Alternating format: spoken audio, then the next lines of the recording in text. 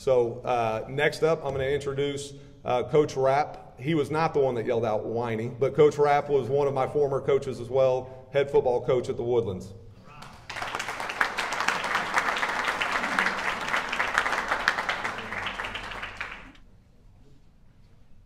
First thing I'll say is Lonnie wasn't that skinny or weak when he was a freshman, if I'm not mistaken. I think he played in a playoff game as a freshman on the varsity. So, right, Lonnie?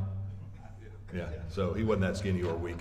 Just want to thank the Conroe Lions Club for having us here today, for allowing me to talk about the Woodlands Highlanders. I really do appreciate it. Thank you to Mr. Buckaloo for having us. This is a special place for me because of my wife's parents, who are Gene and Pete Brazier. They love this club, and they love this club, and I know that they're both proud that I'm standing up here talking, and it really, this is a great place, and I really appreciate being here, so thank you. I also need to thank my principal, Dr. Ted Landry, for his leadership and support.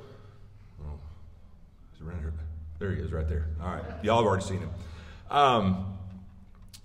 You know, Coach Kennedy and I talked about this speaking engagement yesterday, and he said, I don't care what they say. I love my football team. I'm going to go over my time limit. Doesn't really matter. And I'm like, dude, I love my football team too, but I'm going to stay within the time frame that I need to, and make sure that Coach Hardeman doesn't have to speed through his guys. We open our season with the defending state champion North Shore Mustangs, and then we play Lamar, which is one of our toughest physical ball games we had last year, and then we open our district slate with Oak Ridge, and our district is going to be really tough, and it's going to be it's going to be an exciting year, and I'm looking forward to it. Kids had a great summer, had a great off season, and like I said, I'm excited about getting forward with the 2022 football season. We're going to return 6 players offensively, and we have about 7 others who had extensive playing time last year. All starts with us, with our quarterback, our junior quarterback, Mabry Matalier. He was a district MVP last year, and is a phenomenal football player. He 15 rushing touchdowns, threw for 25, and we're really expecting some big things from him. He's got offers from all over the place, and so he's gonna be the guy that gets it going for us. We have a skill group that's really good. Excited about them. I'm not going to introduce or say anything about all of them, but I will talk about we got a running back coming back, Jacoby Mitchell. Our leading receiver, wasn't our leading receiver last year, but he's our leading returning receiver. Jason Williams, who will be back, and then we have 2 wide receivers who started for us last year and didn't make it past the second game. They got hurt, missed the rest of the year, and so I'm excited to see what those guys are going to do, who were supposed to be starters for us last year, come back and play Branson McShaffrey and Patrick Robble. And then offensive line, I used to coach offensive line for Coach Schmidt and Coach Willig prior to becoming the head coach. So that's kind of my deal, and I think we have a group that has a chance to be pretty good. We have 2 guys that are returning starters, Cross Tucker, who's coming back to start for his 3rd year, and Colton Shiraki, who is coming back, and he'll be a 2-year starter this year. He'll just be a junior. Both those kids are over 300 pounds. They're really master football players, and I got a couple young tackles that are going to be pretty good, so I'm excited about what's going to happen with that group this year. Defensively, return 3 starters, and we have 10 kids that played.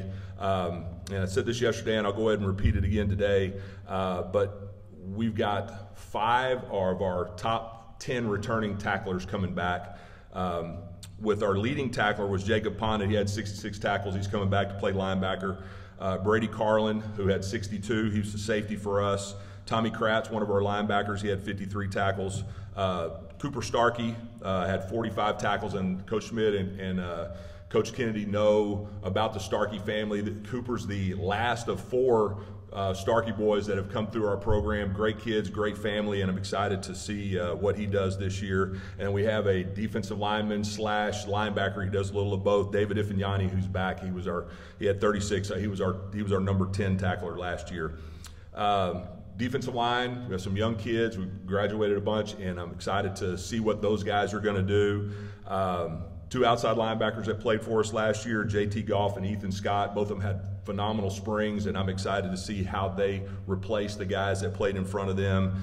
And in the secondary, Luke Jones, Drew Dalton, and Way-Way they all three had an excellent spring, and I'm really looking forward to the changes we made defensively and what those guys are going to do. In my career at the Woodlands High School with Coach Willig and Coach Schmid, one of the things that I can do is go back and reflect back on the teams that we've had that have been really good. And the teams that we've had, yeah, they've got talented players, but one of the attributes about those teams is that they cared about each other.